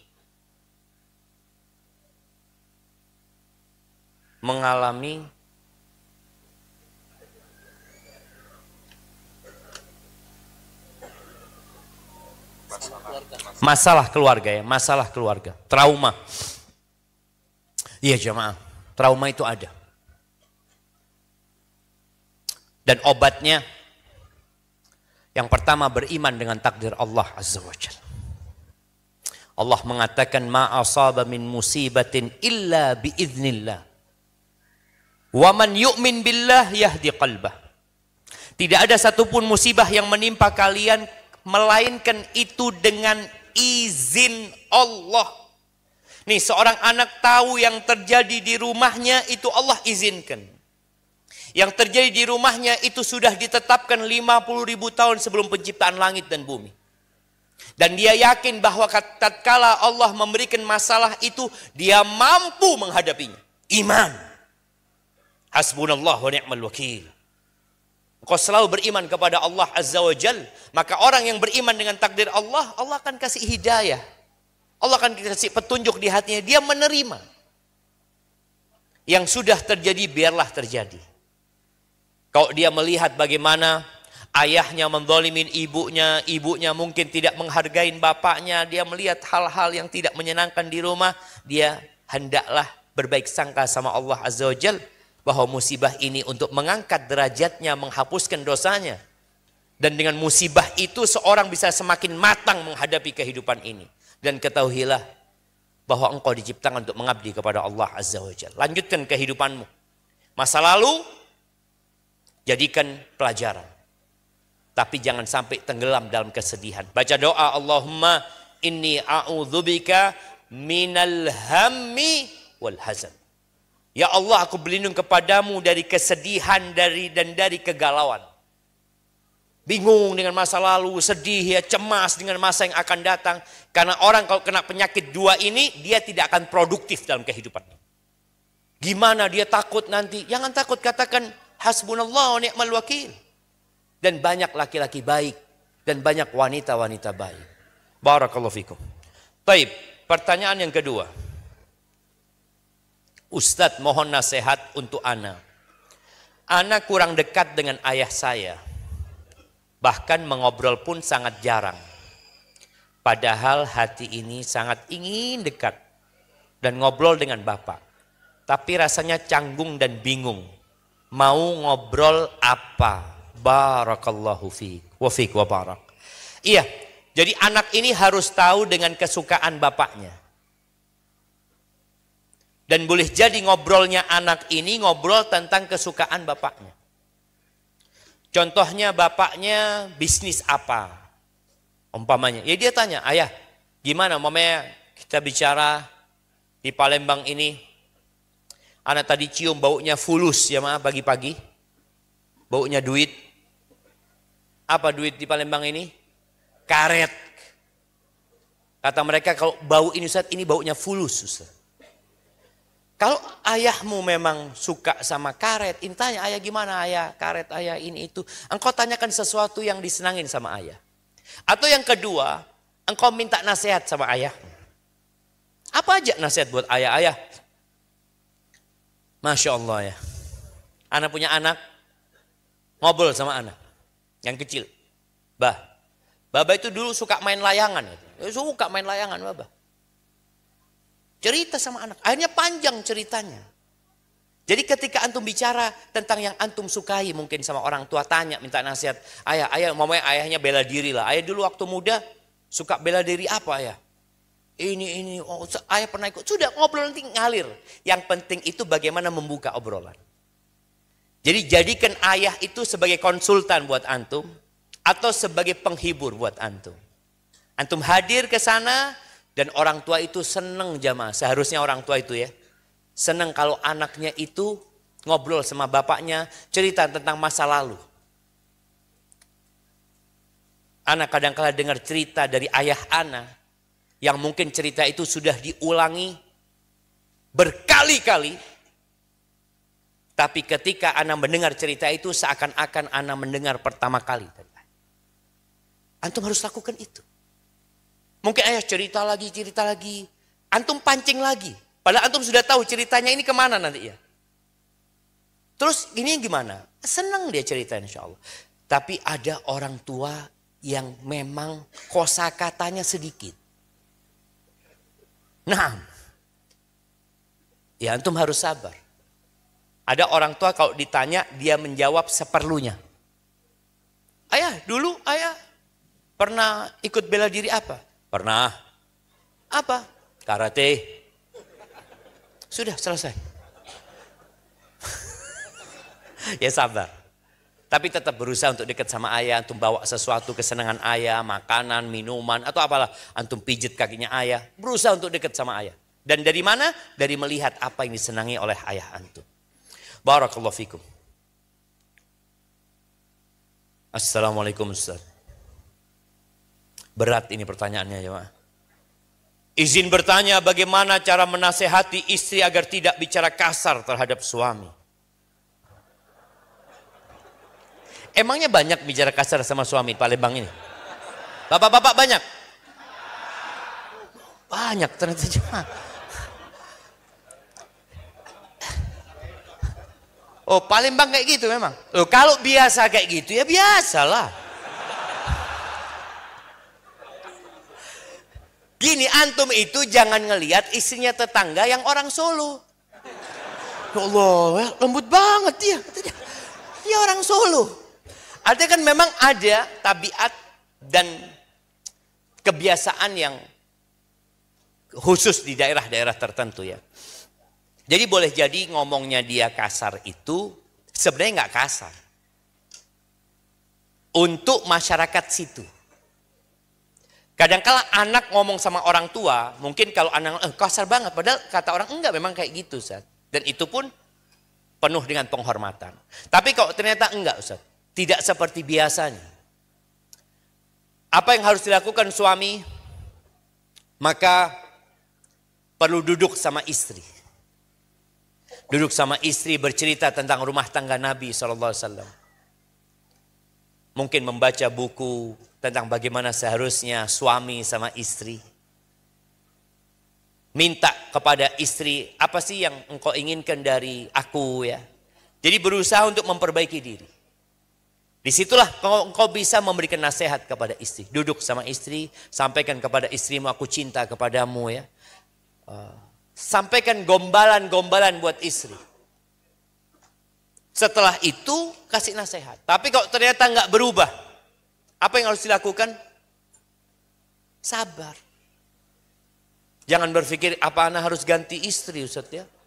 Boleh jadi antum dapat istri yang lebih parah dari itu. Boleh jadi. Maka jalani kehidupan ini sambil dirubah pelan-pelan istrinya umpamanya. Karena memang ada emak-emak ini yang kalau manggil suaminya, manggil anaknya. Nama anaknya umpamanya Ahmad. Padahal tetangganya namanya Ahmad juga. Ketika dipanggil Ahmad, yang tetangga dengar, siapa panggil? Ternyata tetangganya jemaah. Maka tolong volumenya dikecilkan. Kalau enggak, antum rumahnya pakai peredam suara. Supaya tetangga enggak kedengaran.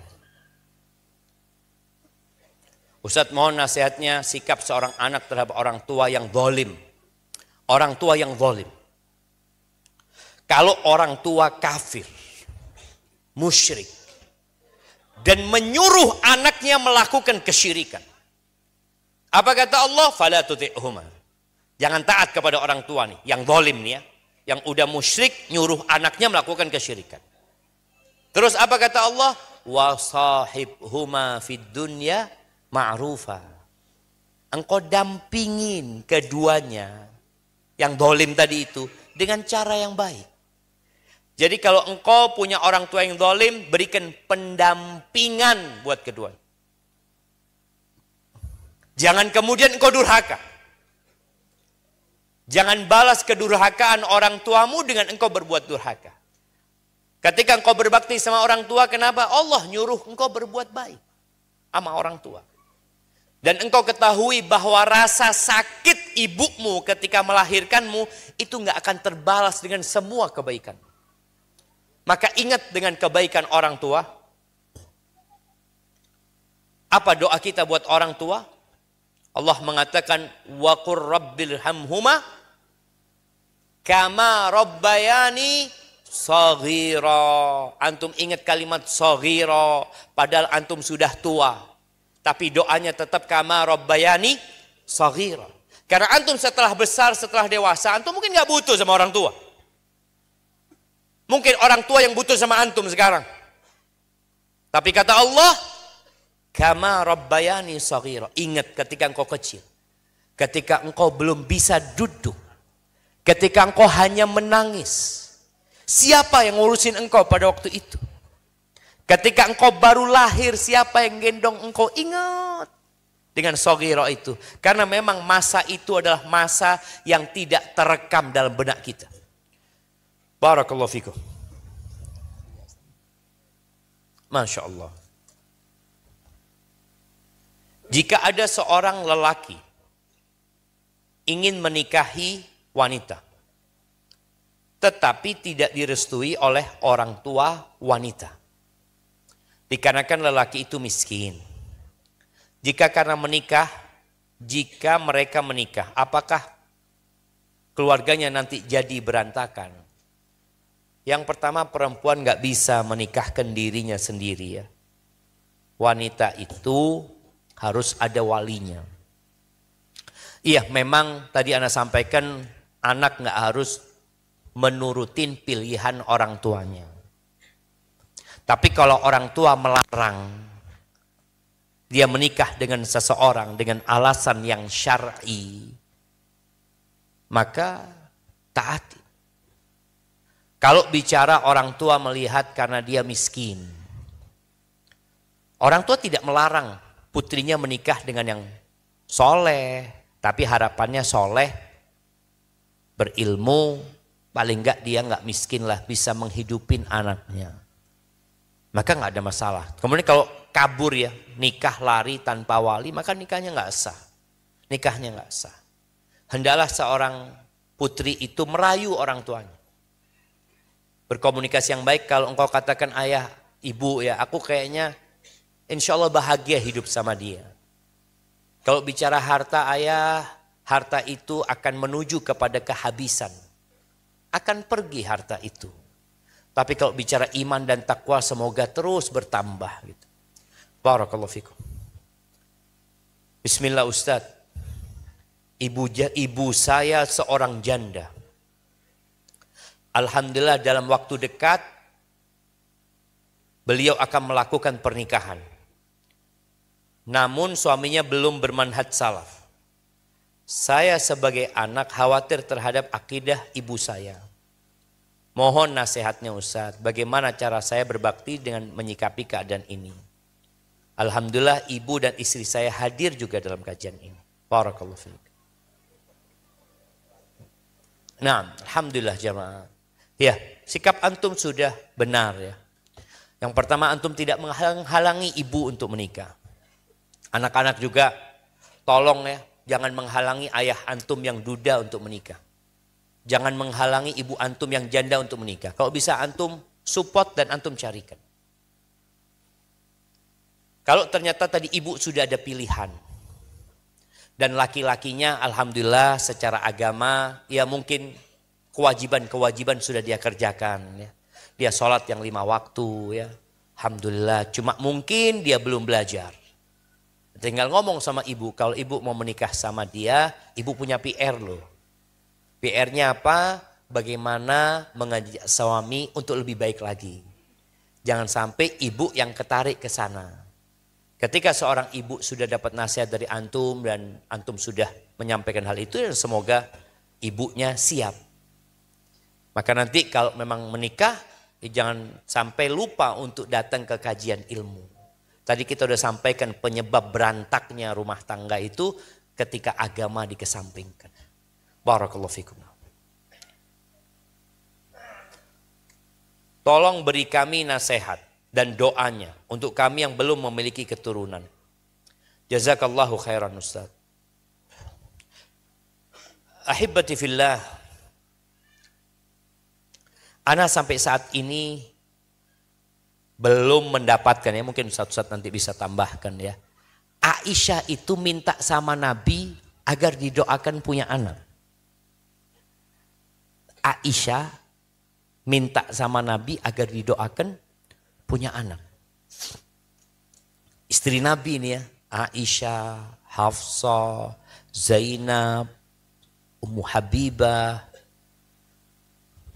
Ummu Salma punya anak ya. Ummu Salma punya anak dari suaminya yang pertama. Enggak pernah. Ujiannya, anak itu fitnah. Tapi anak itu juga kesenangan. Allah katakan al-malu wal banun Zinatul hayatid dunya. Tapi Allah katakan i'lamu annama amwalukum wa auladukum fitnah.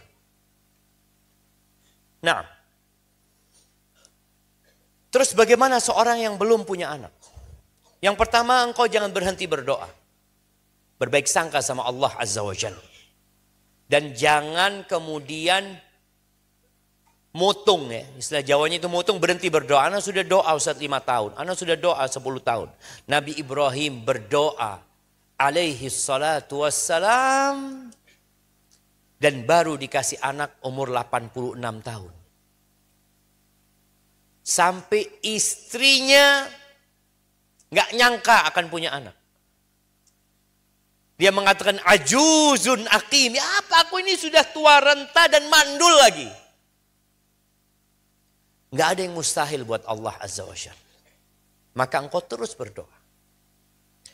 Doamu tidak akan sia-sia. Ada kemarin ana mendengarkan sebuah podcast ya. Seorang ditanya, engkau gimana? Ketika lama gak punya anak terus punya anak. Iya. Jadi anak 5 tahun dia gak punya anak, dia cerita. Anak datang ke dokter, periksa ya, ke rumah sakit sana, rumah sakit sini. Kata dokter, engkau gak bisa punya anak secara langsung. Harus bayi tabung, kata dia. Akhirnya dia udah ngomong sama istrinya, udahlah kita doa terus. Apa doa yang sering dibaca?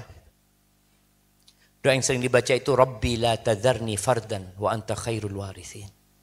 Doanya Nabi Zakaria, dia baca terus. Ya Allah jangan tinggalkan aku sendirian ya Allah. Engkau sebaik-baiknya yang mewarisi ya Allah. Terus doa, bertahun-tahun dia doa. Suatu hari istrinya ini sakit. Diperiksa. Tahu-tahu perawatnya keluar mengatakan, hani'an laka kata dia, barakallahu laka, istrimu hamil kata dia. Ya Allah kata dia. Yang kata dokter nggak bisa hamil kecuali dengan bayi tabung. Allah itu tinggal mengatakan kun.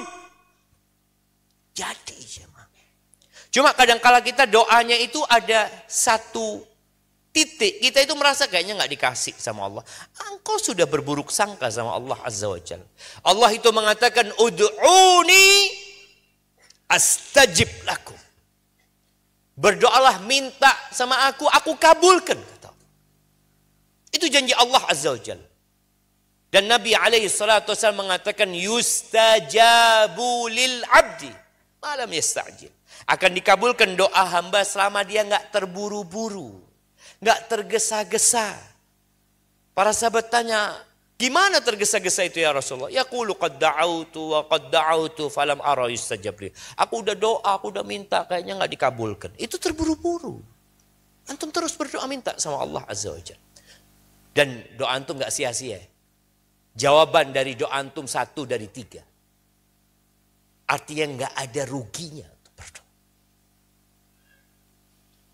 Bismillah Ustaz. Apa yang harus ana lakukan ketika rindu akan kasih sayang ayah? Selain mendoakan beliau, karena beliau telah lama tiada. Karena terkadang sedih hati ini melihat teman atau orang lain bisa ngobrol dan bercanda dengan ayahnya. Syukran jazakallahu khairan Ustaz. Ya jemaah kita ini kadang-kala keberadaan ayah kita itu belum kita manfaatkan untuk berbakti. Antum yang ayahnya masih hidup, yang ibunya masih hidup, yang mungkin antum sudah menikah, antum sudah beda rumah, sering-sering antum datang ke orang tua antum. Suatu saat mereka akan pergi atau antum akan pergi. Apa yang harus antum lakukan? Ya, ketika antum bersedih, ingat sama orang tua, datang ke kuburan. Ucapkan salam kepada ayahmu. Ingat kematian. Ingat dengan akhirat. Dan semoga ayahmu sudah mendapatkan tempat yang indah di sana. Sebagian anak jarang ziarah kuburan ayahnya. Setelah ngaji sunnah, ditanya, kapan terakhir ziarah kuburan bapak? Bid'ah. Bid'ah.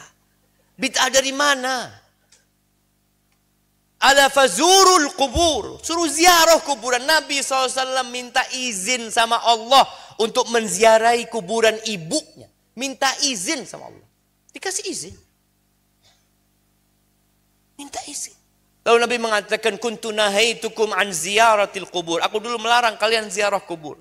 Ala fazuruha, sekarang ziarahi kuburan. Fa innaha tudzakkirul akhirah. Mengingatkan kepada akhirat. Jadi nggak apa-apa. Kita dianjurkan ziarah kubur. Doakan ayahmu. Ada beberapa riwayat ya yang disahihkan oleh sebagian ulama, disahihkan oleh Ibn Abdul Bar rahimahullahu ta'ala, bahwa ketika seorang berziarah ke kuburan orang yang dulu mengenal dia dalam kehidupan dunia, dia tahu ketika antum berkunjung ke sana. Ucapkan salam kepada ayah antum, kepada ibu antum. Barakallahu fikum. Bagaimana cara mendidik anak yang suka marah, melawan orang tua? Adakah hadis anak yang meninggal belum balik diasuh sama Nabi Ibrahim alaihissalam? Iya, kalau nggak salah hadisnya ada. Adapun mendidik anak yang suka melawan orang tua ini, ya orang tua itu tahu dengan penyebab anaknya marah. Apa penyebab anak marah itu? Dihilangkan. Bagaimana orang tua dekat sama anaknya. Bagaimana orang tua menyatu dengan anaknya. Bagaimana kemudian anak itu tahu dengan hak-hak orang tua. Kalau dulu kita diceritai akibat kedurhakaan. Tapi ada anak yang masih kecil. Dia kecil itu suka marah. Coba dicari tahu apa penyebabnya. Kadang-kala anak itu jadi pemarah karena kecemburuan dia sama adiknya. Anak dikirimin sebuah video seorang kakak ya, yang disuruh gendong adiknya yang paling kecil. Dia gendong adiknya itu, dia mau taruh di sampah. Karena dia melihat perhatian orang tua sudah fokus sama adiknya. Dia merasa kehadiran adiknya ini ganggu dia. Jadi dia marah. Maka engkau cari sambil terus dimintakan kepada Allah ya. Buat anaknya. Jadi ada doa Nabi SAW mengatakan, Allahumma hdini li ahsanil akhlaq. Ya Allah, berikan kepada aku petunjuk kepada akhlak yang mulia. Fa innahu la yahdi li ahsaniha illa anta. Enggak ada yang bisa memberikan petunjuk kepada akhlak yang mulia kecuali engkau. Wasrif anni sayyi'al akhlak, dan palingkan dari aku akhlak yang buruk. Enggak ada yang bisa memalingkan dari akhlak buruk kecuali engkau. Ini iman kita bahwasanya enggak ada yang bisa merubah anak kita kecuali Allah. Kita usaha tapi tetap yang merubah Allah Azza wa Jalla. Kita doakan tuh anak. Dan nih bapak-bapak ya, ibu-ibu yang sudah berkeluarga, antum perhatikan doanya Nabi Ibrahim sebelum punya anak dan setelah punya anak. Sebelum punya anak doanya Rabbi habli minas salihin. Nah, Rabbi habli minas salihin. Ketika sudah punya anak, doa beliau wajnubni wa baniya an na'budal asnam. Dalam doanya selalu disisipkan anaknya. Ya Allah, hindarkan aku dan anak keturunanku dari menyembah berhala-berhala. Rabbi ij'alni muqimas shalah. Ya Allah, jadikan aku orang yang mendirikan salat.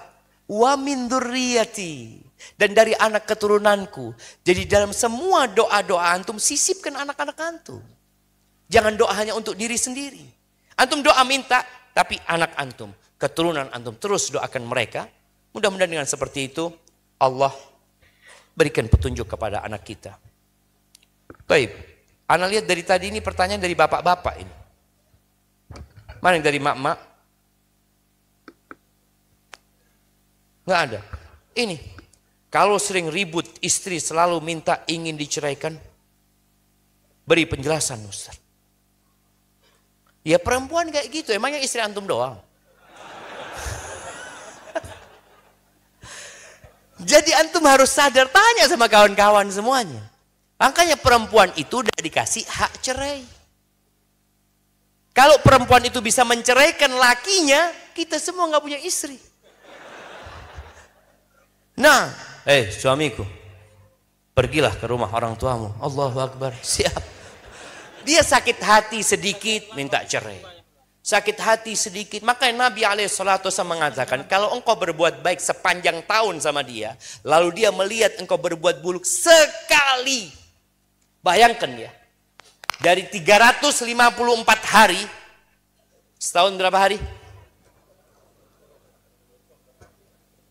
Setahun berapa hari? 354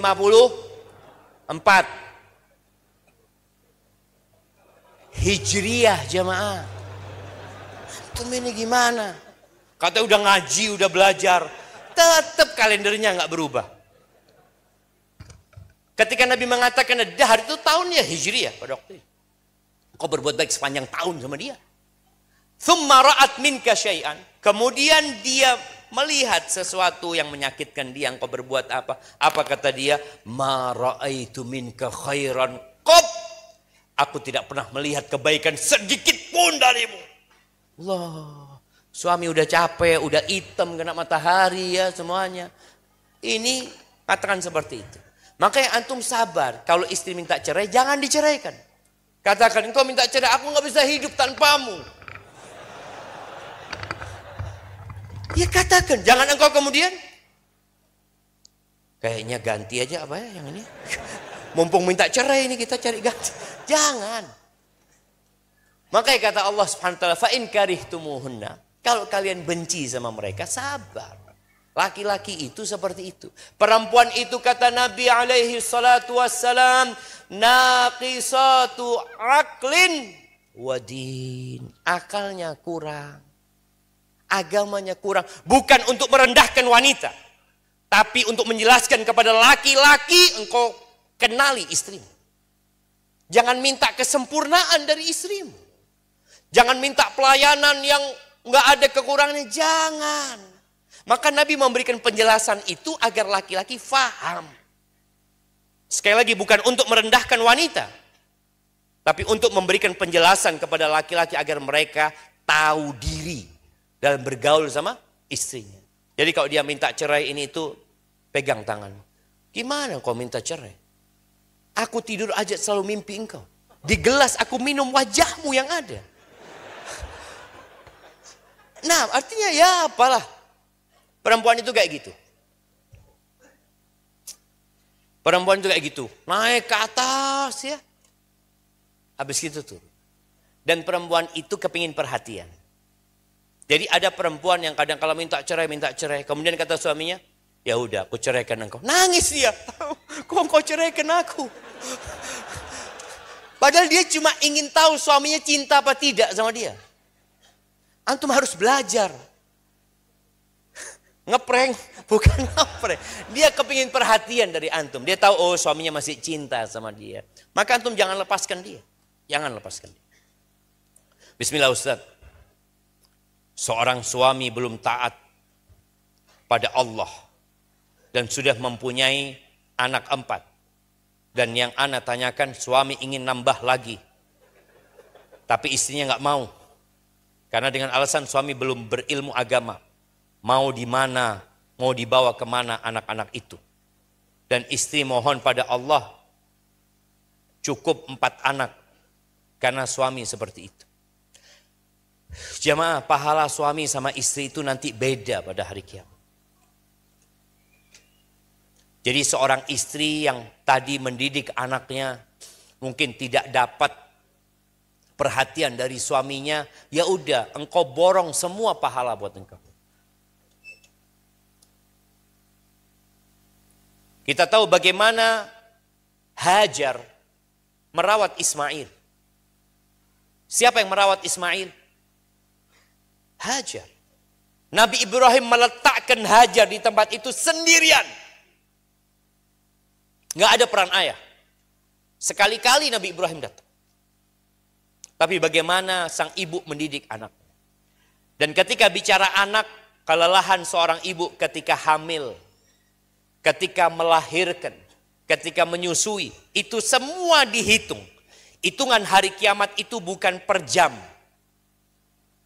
Di sini orang bekerja per jam, per hari. Hitungan pada hari kiamat itu mithqala dzarrah. sebesar semut yang kecil itu jamaah, itu akan engkau dapatkan. Jadi kalau suami kepingin punya anak lagi, engkau katakan bismillah.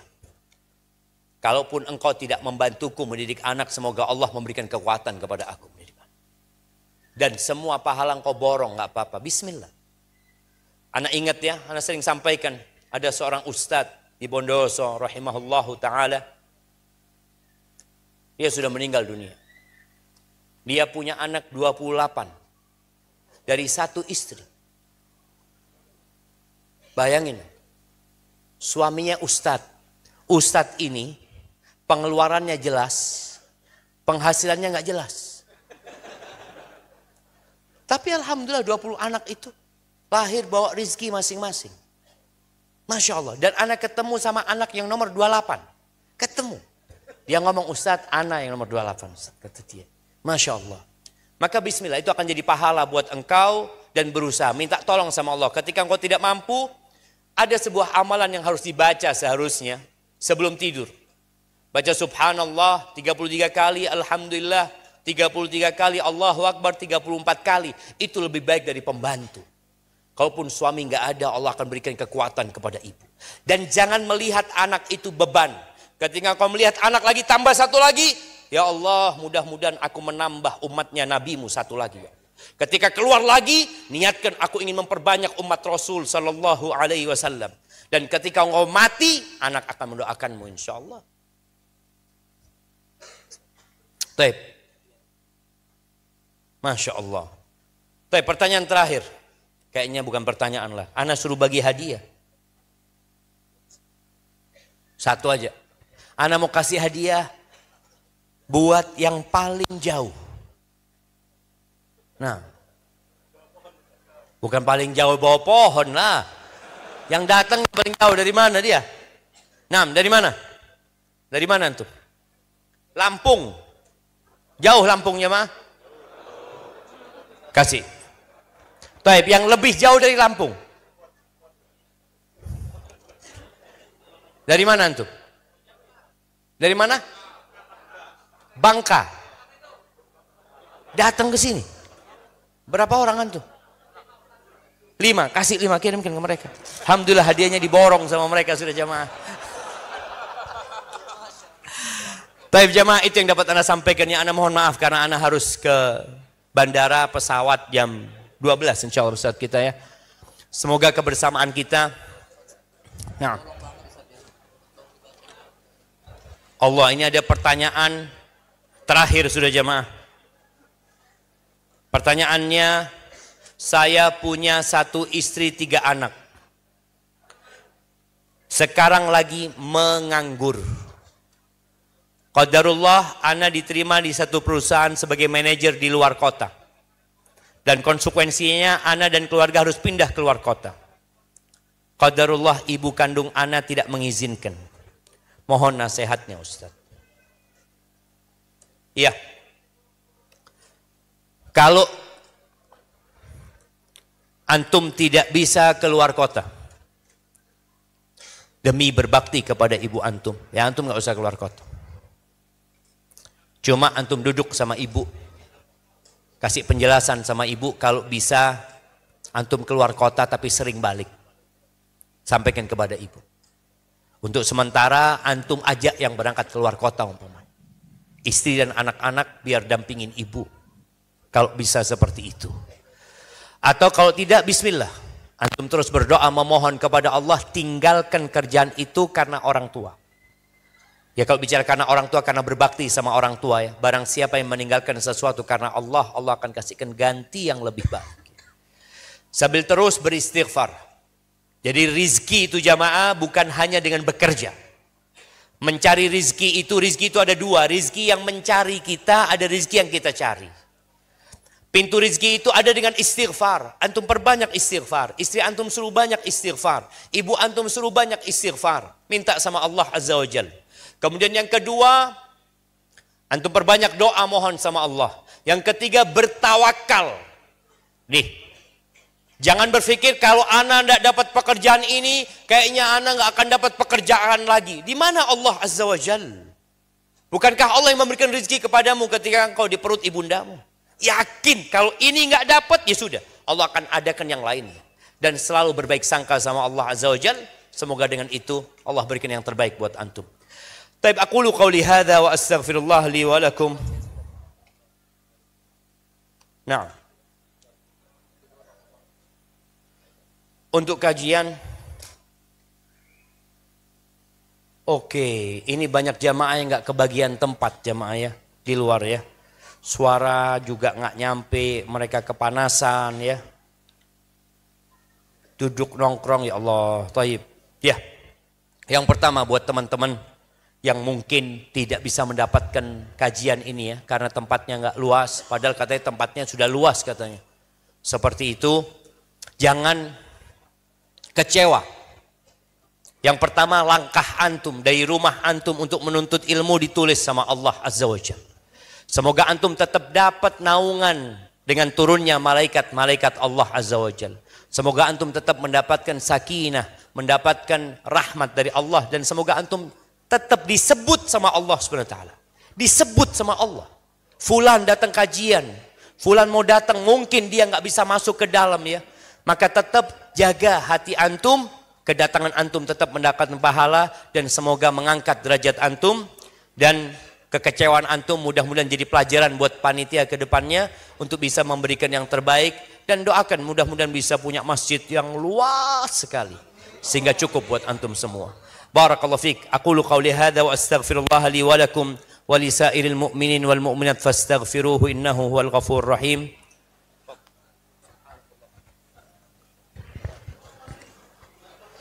Alhamdulillahirabbil alamin. Jazakallahu khairan Ustaz Syafiq. Wassalamu